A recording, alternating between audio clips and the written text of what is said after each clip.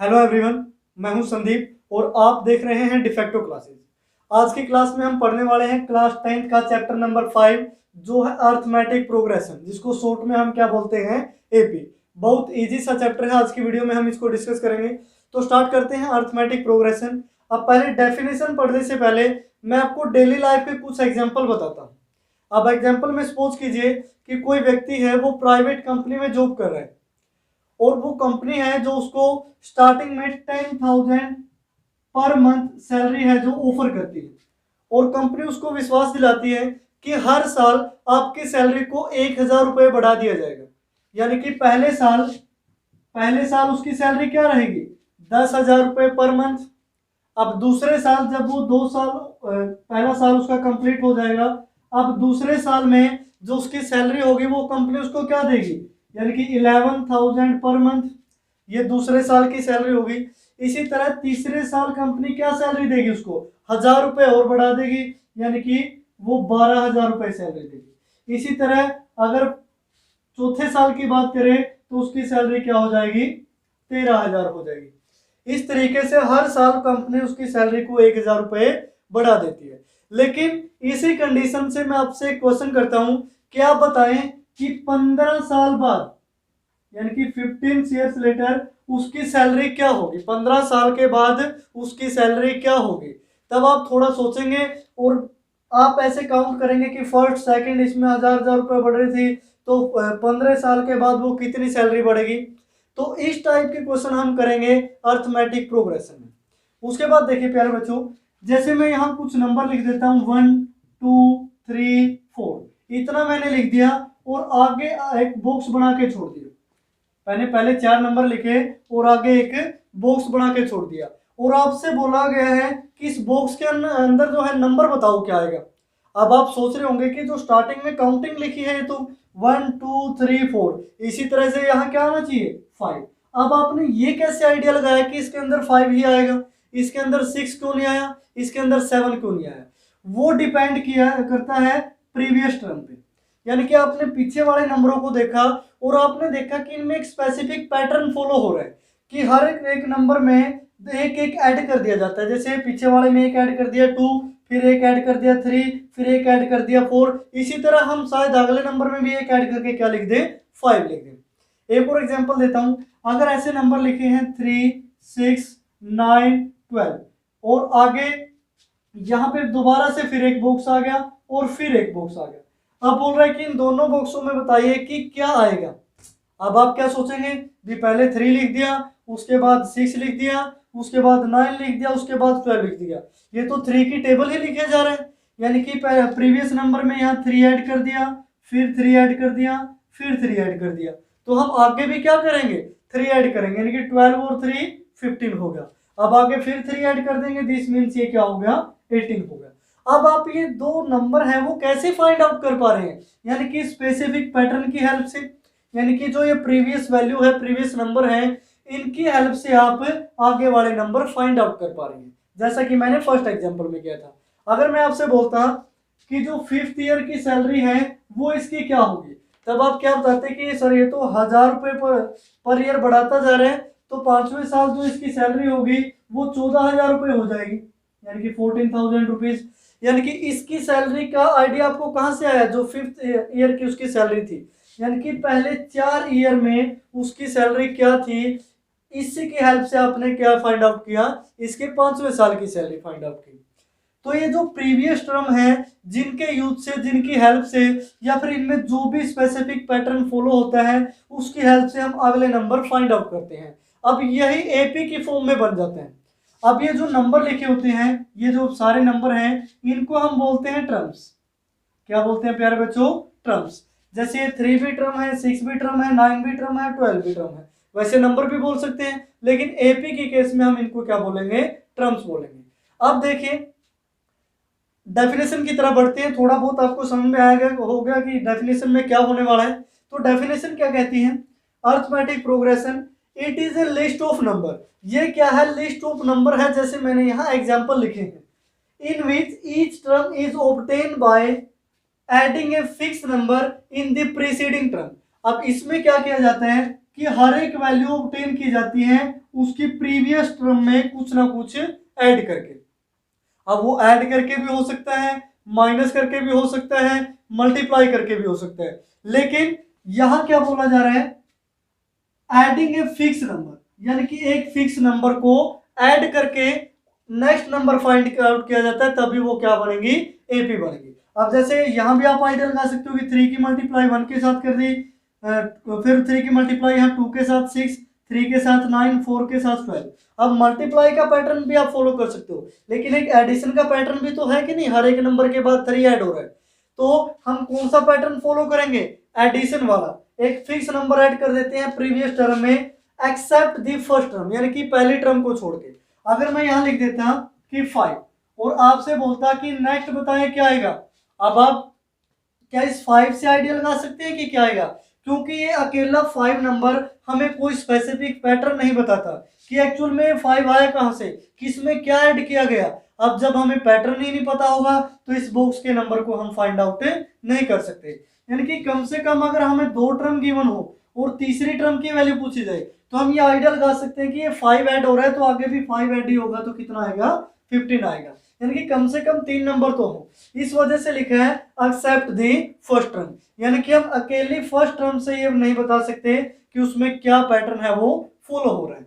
उसके बाद देखिए, अब ये जो फिक्स नंबर हम ऐड करते हैं, जैसे मैं एक और जैसे इसमें ऐड किया था 5 में हमने ऐड क्या किया, 5 10 हो गया, 10 में क्या ऐड किया, +5, यानी कि दोनों जगह हमने क्या किया, 5 5 ऐड कर दिया। अब ये जो फिक्स नंबर है, and the fix number is called common difference. अब ये जो फिक्स नंबर है उसको हम क्या बोलते हैं, कॉमन डिफरेंस, यानी कि हर एक टर्म का जो डिफरेंस है वो क्या रहेगा, कॉमन रहेगा। जैसे इस केस में हर केस में जो हर एक टर्म का डिफरेंस था वो क्या था, 3, ऊपर हर एक टर्म का डिफरेंस क्या था, 1, और फर्स्ट एग्जांपल में हर एक टर्म का डिफरेंस क्या था, 1000 रुपीज। अब यही हमारा क्या है, वो फिक्स नंबर है, या फिर यही हमारा क्या है, कॉमन डिफरेंस है। It can be negative, zero और पॉजिटिव। अब ये जीरो भी हो सकता है, नेगेटिव भी हो सकता है और पॉजिटिव भी हो सकता है। तो मैं देखिए आगे कुछ और एग्जांपल आपको देता हूं।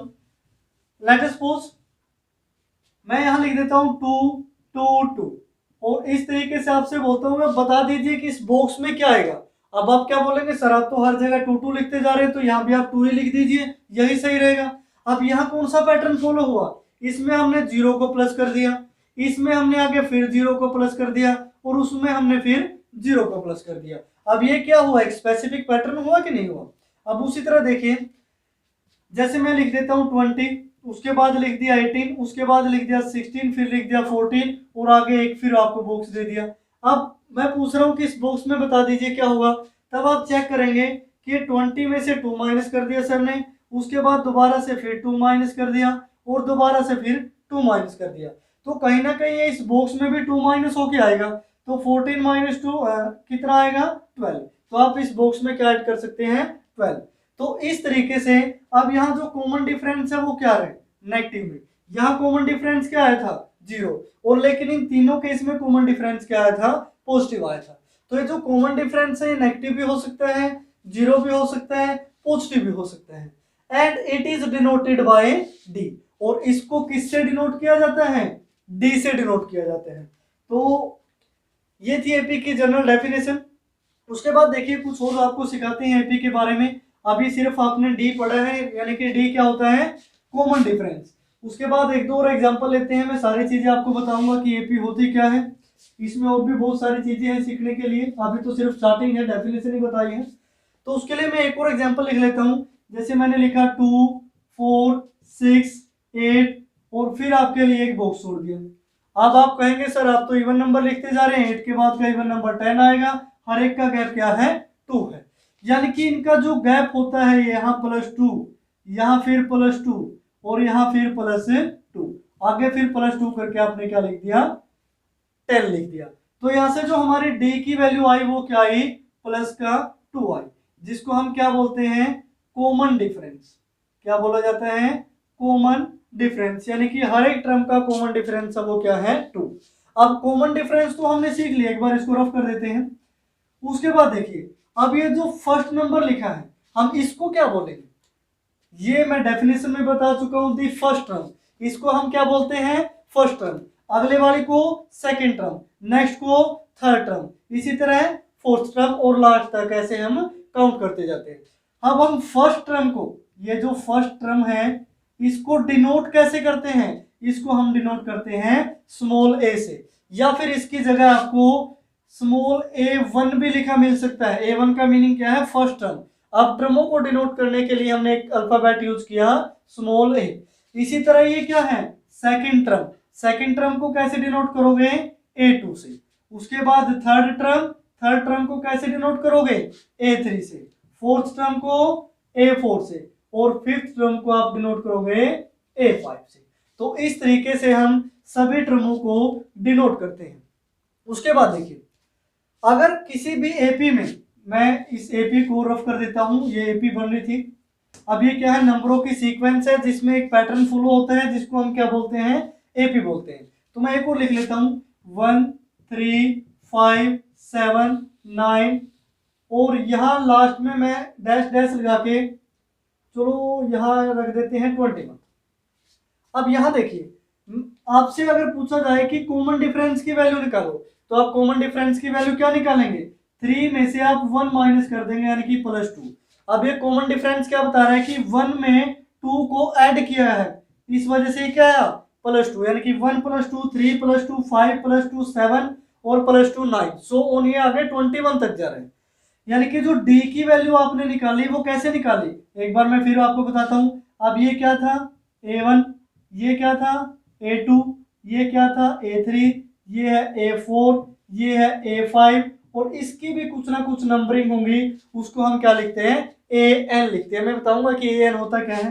अब आपने d की वैल्यू क्या निकाली, 3 में से आपने 1 को माइनस किया, यानी कि a2 माइनस a1 किया। अगर सेकंड टर्म में से आप फर्स्ट टर्म माइनस करते हैं तो आप d की वैल्यू निकाल सकते हैं, या फिर आप d की वैल्यू निकाल सकते हैं थर्ड में से सेकंड टर्म को माइनस करके, यानी कि a3 माइनस a2 भी कर सकते हैं, तब भी वैल्यू क्या रहेगी, सेम, क्योंकि हर जगह जो टर्मों का डिफरेंस है वो क्या है, एक जैसा है। उसके बाद देखिए, आप d की वैल्यू कैसे निकाल सकते हैं, a4 में से आप a3 भी माइनस कर सकते हैं, इसी तरह a5 में से आप a4 भी माइनस कर सकते हैं, या फिर आप ये बोल सकते हैं कि an जो लास्ट टर्म थी, बिल्कुल लास्ट में लिखी थी, उसमें से आप सेकंड लास्ट टर्म भी माइनस कर देते हैं। अब सेकंड लास्ट क्या लिखा मैंने, n-1, यानी कि अगर ये 10वीं टर्म है तो 10 में से एक गया तो हमने 9वीं टर्म उसमें से माइनस कर दी। तो इस तरीके से आप क्या निकालते हैं, डी निकालते हैं, यानी कि कॉमन डिफरेंस। अब तक हमने क्या सीखा, एपी क्या होती है, यानी कि जिसमें एक स्पेसिफिक पैटर्न फॉलो होता हो, यानी कि प्रीवियस टर्म में कुछ ना कुछ ऐड करके आगे वाली टर्म के बारे में बताया जाता हो। उसके बाद हमने कॉमन डिफरेंस निकालना सीखा कि हर जगह जो डिफरेंस है वो कॉमन हो। अब एक और एग्जांपल देख लीजिए, थोड़ी सी और हेल्प होगी आपको एपी को सीखने में। लेट अस सपोज यहां मैंने लिख दिया कि 2 4 6 8 और बाद में लिख दिया मैंने 11। अब मैं बोल रहा हूं कि बताइए ये एपी है या नहीं, या फिर यहां से आप डी की वैल्यू निकालें। अब आप क्या करेंगे कि आपने पहली दो टर्मों को चेक किया तो +2 हुआ, आगे वाली टर्म में फिर +2, आगे वाले में फिर +2, और आपको लगा कि ये तो एपी होगी, लेकिन नहीं। आगे देखिए 11 और 8 हो गया, यानी कि कितना ऐड कर दिया, 3। क्या ये स्पेसिफिक पैटर्न है, क्या हर जगह एक जैसी चीजें आ रही है, नहीं। अब पहले तो ये क्या कर रहे हैं, 2 को ऐड कर रहे हैं, उसके बाद इसने 3 को ऐड कर दिया, यानी कि ये तो बेवकूफ बनाने वाली बात होगी, यानी कि ये हमारी एपी नहीं होगी। इसमें स्पेसिफिक पैटर्न है ही नहीं। स्पेसिफिक पैटर्न का मीनिंग है फर्स्ट टर्म से लेके और लास्ट टर्म तक उसी पैटर्न का यूज करके वो टर्में निकाली गई हो। अगर कहीं भी थोड़ी भी मिस्टेक है, यानी कि +2 की जगह कहीं +3 कर रखा है, या सिर्फ एक ही ऐड कर रखा है, या कुछ भी ऐड ना कर रखा हो, तो उस केस में वो एपी नहीं होगी, ये आप ध्यान रखें। तो ये थी हमारी एपी। अब देखिए दोबारा से फिर डेफिनेशन पे जाते हैं। डेफिनेशन क्या कहती थी कि एक जो फर्स्ट टर्म है वो तो हमें गिवन होती है, और आगे वाली टर्म हम कैसे निकालते हैं, प्रीवियस टर्म में कॉमन डिफरेंस ऐड करके, यानी कि फिक्स्ड नंबर ऐड करके। अब फिक्स्ड नंबर क्या आया था, डी, यानी कि जो दूसरी टर्म हुई वो क्या हुई, a प्लस डी, या फिर इसको आप लिख सकते हो a1 प्लस डी। अब a और a1 यहाँ एक ही चीज है, ये ध्यान रखें। अब कई जगह a भी लिखा होता है, a1 भी लिखा होता है, इसमें आप कंफ्यूज ना हो। अब उसके बाद देखिए जो थर्ड टर्म आएगी वो क्या आएगी, यानी कि इस टर्म में क्या ऐड कर देंगे, हम डी ऐड कर देंगे, यानी कि a1 प्लस डी, तो ये पहले से थी और डी फिर ऐड कर दिया, तो ये a1 प्लस क्या हो गया 2d हो गया कि नहीं हो गया। अब या फिर आप इसको ऐसे लिख सकते हैं, नेक्स्ट टर्म जैसे आएगी a1 प्लस क्या हो जाएगा 3d, a1 प्लस क्या हो जाएगा 4d और सो ऑन, इस तरीके से। या फिर आप इसको इस टाइप से लिख सकते हैं कि पहली टर्म क्या आई a है, वो तो फिक्स होगी, उसके बारे में हमें कुछ नहीं पता होगा। दूसरी टर्म हमने कैसे निकाली कि a1 में d ऐड कर दिया, यानी कि पहले वाली में d ऐड कर दिया। लेकिन जो थर्ड टर्म है, या मैंने a1 प्लस 2d लिखा था, इसको आप क्या बोल सकते हैं कि ये जो सेकंड टर्म आई है, ये कब कंप्लीट क्या हो गई हमारी सेकंड टर्म। तो हम थर्ड टर्म निकालने के लिए सेकंड टर्म में क्या ऐड कर देंगे d ऐड कर देंगे। समझ में आया प्यारे बच्चों। उसके बाद देखिए ये कौन सी टर्म होगी हमारी a3, यानी कि थर्ड टर्म। तो जो हमें फोर्थ टर्म निकालनी होगी उसमें हम क्या करेंगे थर्ड टर्म में डी ऐड कर देंगे, यानी कि इन दोनों तरीके से आप एपी को लिख सकते हो, ये दोनों तरीके सही हैं। अब इस केस में देखिए कि ये जो एपी है, मैं इसको रफ कर देता हूं नीचे वाले तरीके को। अब लिख तो आप ऐसा भी सकते हैं, जो ये फॉर्म होती है एपी की, यानी कि ए प्लस डी, ए प्लस 2d, ए प्लस 3d, ए प्लस 4d, या फिर a1 भी आप लिख सकते हैं, a1 लिखा रहना तो, या फिर a में चेंज करना है तो आप a में चेंज कर सकते हो। इस फॉर्म को हम क्या बोलते हैं general form of AP, general form of AP, यानी कि एपी यहां मैं शॉर्ट फॉर्म यूज करूंगा, हर जगह आपको शॉर्ट फॉर्म लिखी मिलेगी। फुल फॉर्म क्या है अर्थमेटिक प्रोग्रेशन, यानी कि इस स्पेशल ये जो नंबर है जिनके बीच कॉमन डिफरेंस होता है उसको एक नाम दे दिया है अर्थमेटिक प्रोग्रेशन, कि ये जो है प्रोग्रेस करती रहती है, फिक्स नंबर ऐड करते रहो और ये प्रोग्रेस करती रहेगी। आप इसको इस टाइप से याद कर सकते हैं।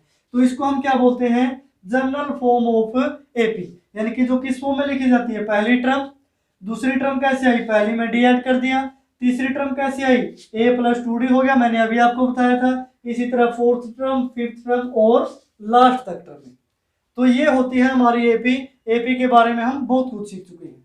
अब उसके बाद देखिए एपी के कुछ टाइप भी होते हैं। टाइप मैं आपको बताता हूं, जो दो मेन टाइप है इसके वो मैं आपको अभी पढ़ाऊंगा। अब मैं दो एपी लिख देता हूं, मैंने लिखा 2, 4, 6 सो ऑन, और ये डैश डैश लगा के छोड़ दिया।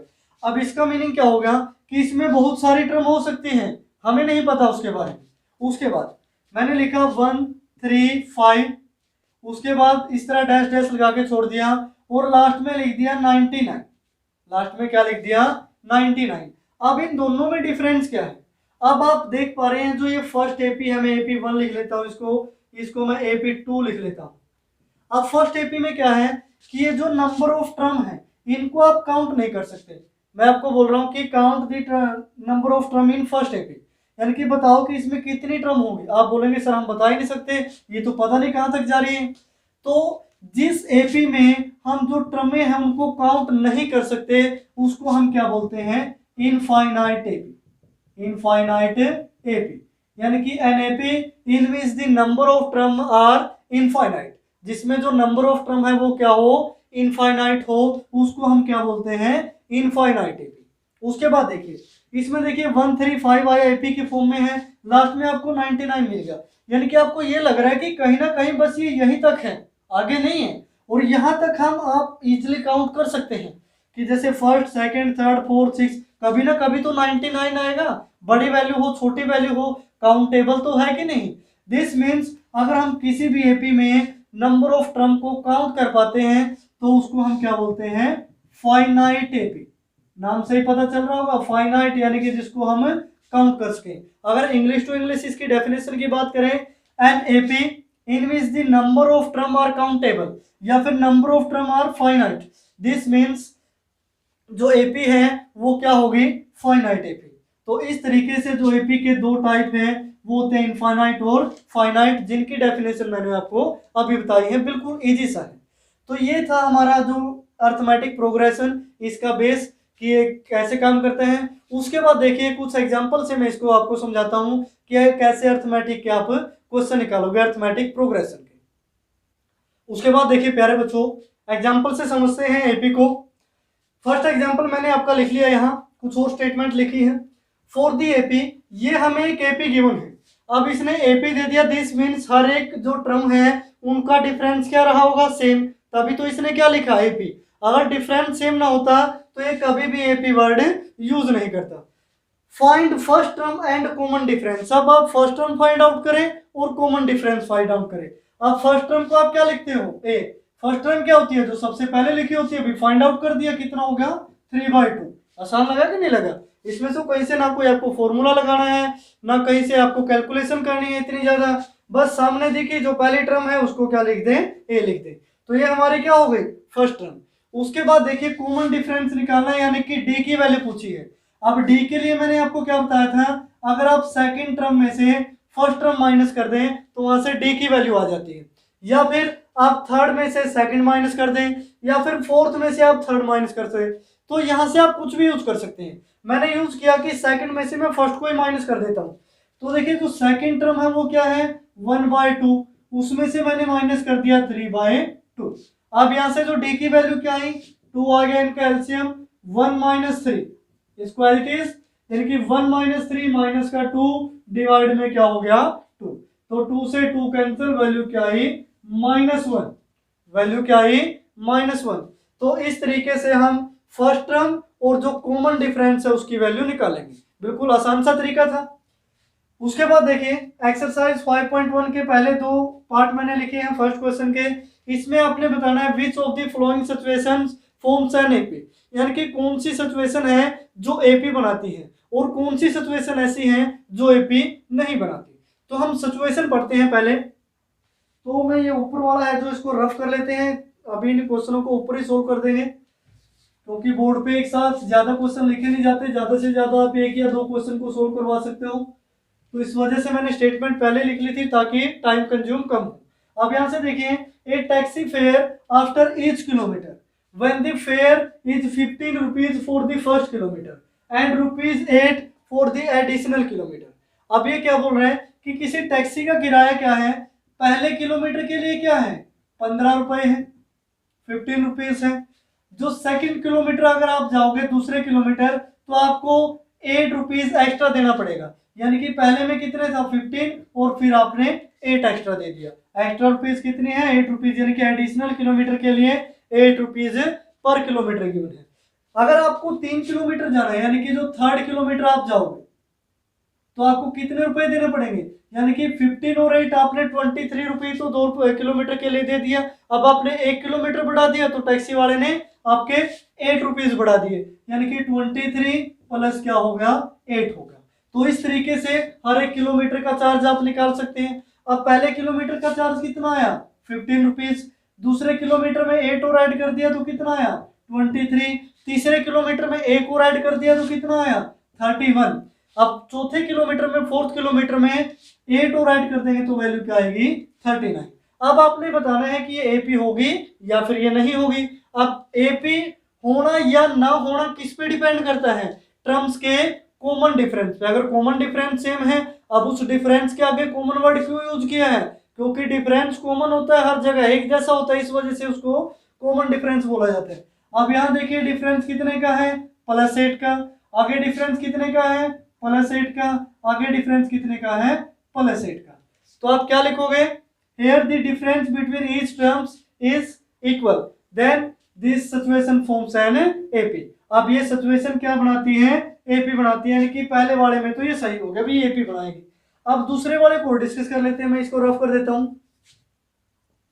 तो जो सेकंड सिचुएशन है, चलो फर्स्ट को भी रफ ही कर देते हैं, एक्स्ट्रा में लिखी पड़ी रहेगी, आपका ध्यान इसकी तरफ जाएगा। तो ये सेकंड कंडीशन देखिए, the amount of air present in a cylinder. अब किसी सिलेंडर में हवा भरी हुई है, एयर प्रेजेंट है, when A vacuum pump remove 1/4 of the air remaining.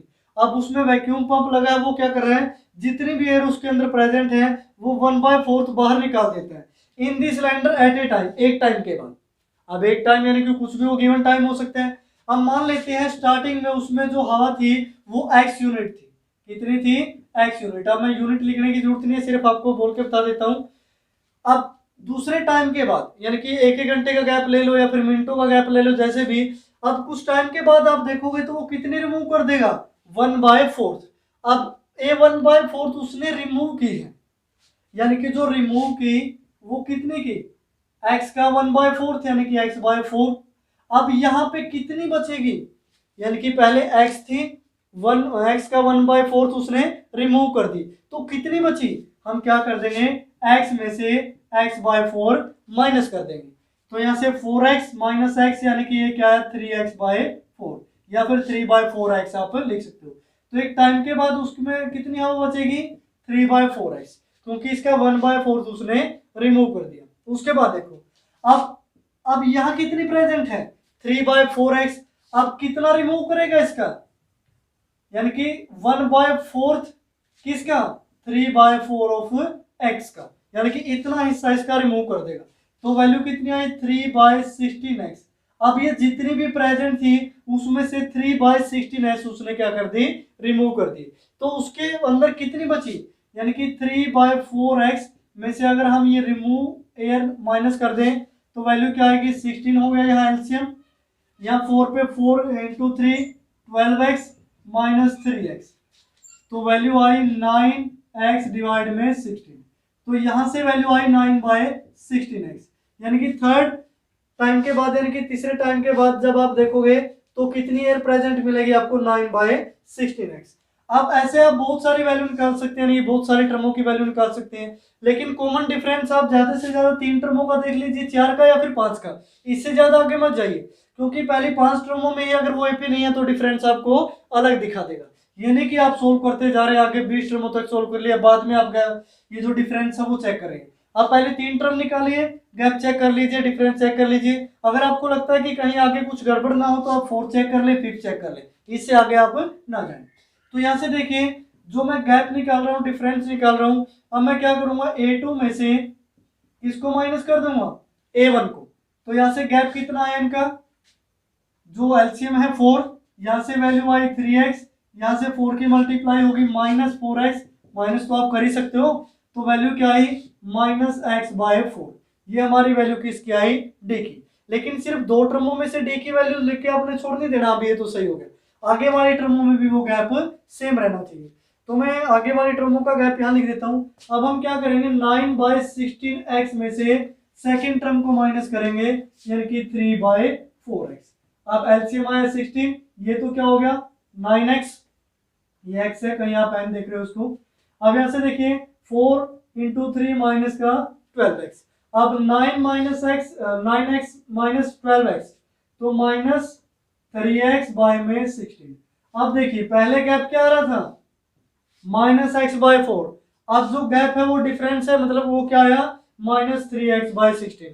अब पहले 3 टर्मों में ही पहले 2 का जो गैप है वो कुछ हो रही है, जो नेक्स्ट 2 है उनका जो गैप है वो कुछ हो रही है। दिस मीन्स या क्या कभी एपी बन पाएगी, कभी भी नहीं। तो हम क्या लिख देंगे, this is not an AP. तो ये था आपका सेकंड पार्ट। इस तरीके से जो थर्ड और फोर्थ पार्ट है, जिसमें वो जो भी आपको सिचुएशन गिवन है, स्टेटमेंट ध्यान से पढ़िए और वहां से उसकी पहले 3-4 टर्म आप लिख लीजिए और उनमें से चेक कीजिए कि जो कॉमन डिफरेंस है वो सेम आ रहा है या फिर नहीं आ रहा। अगर सेम है दिस मीन्स एपी है, अगर सेम नहीं है तो वो एपी नहीं है। उसके बाद हम नेक्स्ट क्वेश्चन डिस्कस करते हैं। उसके बाद देखिए क्वेश्चन नंबर सेकंड क्वेश्चन हमें क्या कहता है, write down first 4 terms of the given AP. अब ये जो गिवन एपी है इनकी पहले 4 टर्म आप लिख दीजिए, when first term and the common difference are given. अब हमें फर्स्ट टर्म और कॉमन डिफरेंस क्या है गिवन। अभी मैंने आपको क्या बताया था कि जनरल फॉर्म क्या होती है एपी की, फर्स्ट टर्म ए होती है, दूसरी टर्म a प्लस डी, तीसरी टर्म a प्लस 2d होती है और फोर्थ टर्म क्या होती है a प्लस 3d। यानी कि ये क्या था हमारा a1, ये a2, ये a3, ये a4, ये क्या थी जनरल टर्म ऑफ एपी थी। अब हमें पहली 4 टर्में निकालनी है तो मैंने इस वजह से पहले लिख के दिखा दिया। अब जो a1 है फर्स्ट टर्म, उसकी वैल्यू क्या होगी a की वैल्यू हमें क्या गिवन है 10, तो ये हमने फर्स्ट टर्म निकाल ली। उसके बाद देखिए a2 क्या होगा a प्लस डी, ये वाली वैल्यू, यानी कि a की वैल्यू आपकी क्या है 10, डी की वैल्यू भी 10 है, तो 10 प्लस 10 20, यानी कि जो सेकंड टर्म की वैल्यू हुई वो क्या हुई 20। उसके बाद देखिए थर्ड टर्म a3, यानी कि a प्लस 2d। अब देखिए यहाँ 3 है तो यहाँ a के साथ आप क्या करते हैं 2d प्लस करते हैं, यहाँ 2 है तो अकेला d प्लस करते हैं, यहाँ 1 है तो आप अकेला a लिखते हैं। अगर A4 लिखोगे तो आप क्या लिखोगे, A प्लस 3D, यानी कि एक कम करके उसमें से। तो A3 की वैल्यू आई, A की वैल्यू 10 प्लस 2 इंटू में D, तो 10 प्लस 2 इंटू 10 कितना हो गया 20, तो वैल्यू क्या आई 30। तो ये हमारी क्या होगी थर्ड टर्म। उसके बाद देखिए फोर्थ टर्म, यानी कि A प्लस क्या लिखोगे 3D, A की वैल्यू 10 हमें गिवन है, प्लस 3 इंटू में D की वैल्यू भी 10 है, तो कितनी होया 3 इंटू 10 30, तो वैल्यू क्या हो गई 40 हो गई, यानी कि फोर्थ टर्म कितनी आई 40 आई। बिल्कुल आसान से क्वेश्चन है यहाँ। अब उसके बाद देखिए सेकंड क्वेश्चन, सेकंड पार्ट भी मैंने यहाँ लिख लिया है। अब फर्स्ट टर्म आप निकालोगे तो आपको साफ साफ दिखाई दे रही है, ए ही होती है फर्स्ट टर्म। उसके बाद सेकंड टर्म A2, यानी कि A प्लस डी। अब मैं एक दो क्वेश्चन में ये फॉर्मूला लिखूंगा, बार बार नहीं लिखे जाएंगे, यहाँ आपको डायरेक्ट बताऊंगा, ये आप याद कर लीजिए या फिर इसको समझ लीजिए, समझने में बिल्कुल आसान सा, मैं ऑलरेडी बता चुका हूँ। तो यहाँ से देखिए A की वैल्यू -2 प्लस D की वैल्यू 0, यानी कि A क्या हो गया 0। अब उसके बाद A3, यानी कि A प्लस 2D, यानी कि A की वैल्यू -2 प्लस 2 इंटू में 0 करोगे 0 हो जाएगा, फिर अगेन -2, और सॉरी ये -2 आएगा, ये तो 0 ही लिख दिया था मैंने, ये ध्यान रखें। उसके बाद जो A4 की वैल्यू है वो क्या होगी -2 प्लस D की जिस मर्जी से मल्टीप्लाई करो, यहाँ क्या होता रहेगा 0, तो ये वैल्यू भी क्या होगी -2, यानी कि इस AP की जो चारों टर्म है वो क्या रहेंगी -2 ही रहेंगी, क्योंकि कॉमन डिफरेंस 0 हमें गिवन है। तो इस तरीके से आप सोल्व कर सकते हैं। उसके बाद देखिए जो क्वेश्चन नंबर थर्ड है उसमें भी कुछ ऐसा ही हमें गिवन है। मैं क्वेश्चन नंबर थर्ड को भी यहीं सोल्व करवा देता हूं आपको। क्वेश्चन नंबर थर्ड में लिखा है for the flowing AP right the first term and the common difference. अब हमें क्या निकालना है first term and common difference, और नीचे कुछ एपी लिखी गई है। अब इसमें देखिए क्वेश्चन नंबर थर्ड में हमें क्या निकालनी है फर्स्ट टर्म और कॉमन डिफरेंस, ये दो वैल्यू हमसे पूछी गई है, यानी कि इनकी वैल्यू आपको निकालनी है। जो फर्स्ट एपी है मैं उसको लिख लेता हूं, वैल्यू है 3 1 -1 -3 और सो ऑन। अब देखिए फर्स्ट टर्म क्या होती है ए, अब ए क्या है सामने दिख तो रहा है 3 लिखे हैं तो हमने 3 लिख दिया। अब डी क्या होता है A2 माइनस A1, यानी कि सेकंड में से फर्स्ट वाले को आप माइनस कर दीजिए। सेकंड टर्म क्या है 1 माइनस फर्स्ट क्या है 3, तो वैल्यू क्या है -2, यानी कि हर जगह 2 माइनस किया जा रहा है। देखिए 3 -2 1, 1 -2 -1, -1 में से -2 को घटा दिया तो वैल्यू क्या आई -3, वैल्यू क्या आई -3। ठीक है, तो इस तरीके से अब ये जो -2 है ये ऐड किया जा रहा है, सॉरी मैंने अभी आपको क्या बोल दिया माइनस किया जा रहा है, यानी कि 3 में -2 ऐड किया तो 1, 1 में -2 ऐड किया तो -1, -1 में -2 ऐड किया तो 3। तो इस तरीके से ये क्या है एपी है। उसके बाद दूसरी है जो सेकंड पार्ट में यहाँ लिख देता हूँ, वैल्यू है -5 -1 3 और 7, इस तरीके से लिखा गया है। तो इसमें देखिए जो फर्स्ट टर्म है वो आपको सामने दिख रही है क्या होगी -5। अब डी की वैल्यू क्या होगी सेकंड टर्म यानी कि -1, उसमें से माइनस कर दीजिए आप फर्स्ट टर्म को, तो यहाँ से वैल्यू आई -1 माइनस माइनस प्लस 5, तो वैल्यू क्या हुई 4, यानी कि कॉमन डिफरेंस क्या है 4, सभी में 4 4 का गैप रखा गया है यहाँ। तो इस तरीके से आप क्वेश्चन नंबर थर्ड को सोल्व कर सकते हैं। उसके बाद जो क्वेश्चन नंबर 4 है इसमें लिखा है which of the following are AP if they are form an AP find the common difference d and write 3 more terms. अब इसमें क्या है कुछ एपी गिवन है, अगर वो एपी है तो आप उनका डी फाइंड आउट करें, और डी के साथ ही उसकी जो नेक्स्ट 3 टर्म है वो फाइंड आउट करें, यानी कि पहले 4 टर्म में आपको ऑलरेडी गिवन है। तो फोर्थ क्वेश्चन में हमें फाइंड आउट क्या करना है डी, और उसके बाद नेक्स्ट 3 टर्म्स क्या फाइंड आउट करना है नेक्स्ट 3 टर्म्स। तो मैं इसके लिए एक वैल्यू लिख लेता हूं, जैसे फर्स्ट में गिवन है 2 4 8 16। अब एक चीज का ध्यान रखिए ये आप कब फाइंड आउट करोगे जब वो एपी होगी, अगर वो एपी ही नहीं है तब आप फाइंड आउट नहीं करेंगे, क्योंकि हम क्या पढ़ रहे हैं एपी, ये आगे के टॉपिक आप +1 में पढ़ोगे।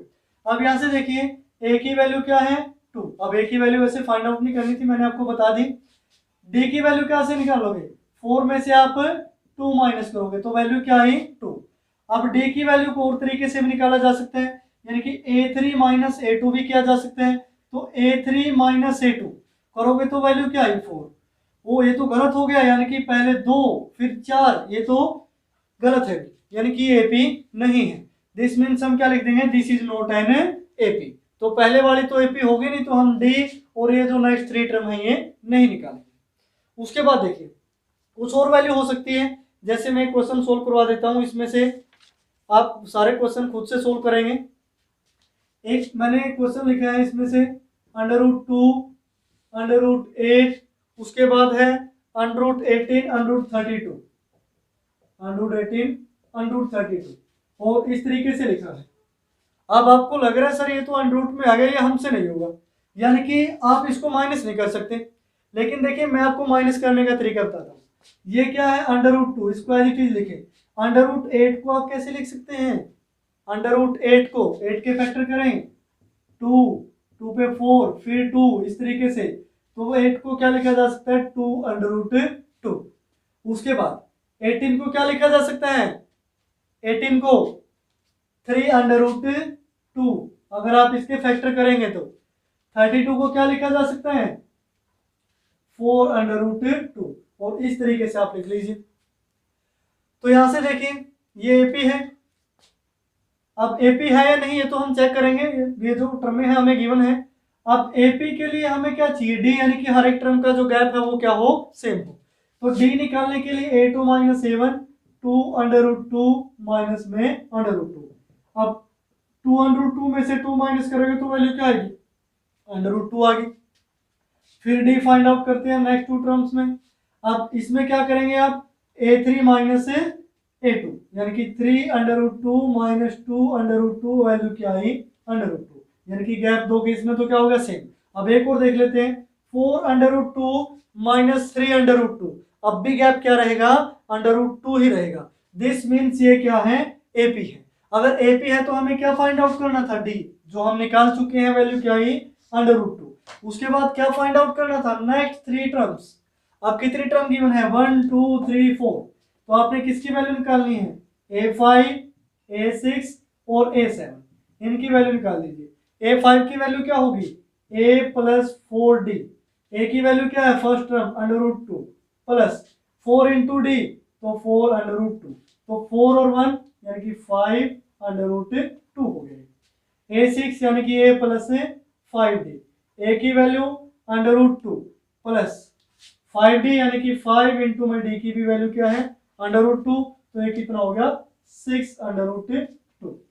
उसके बाद देखिए A7, A की वैल्यू √2 प्लस 6D होगा, तो 6√2, तो 6 और 1 7√2। तो इस तरीके से आप जो नेक्स्ट 3 टर्म है वो निकाल सकते हैं।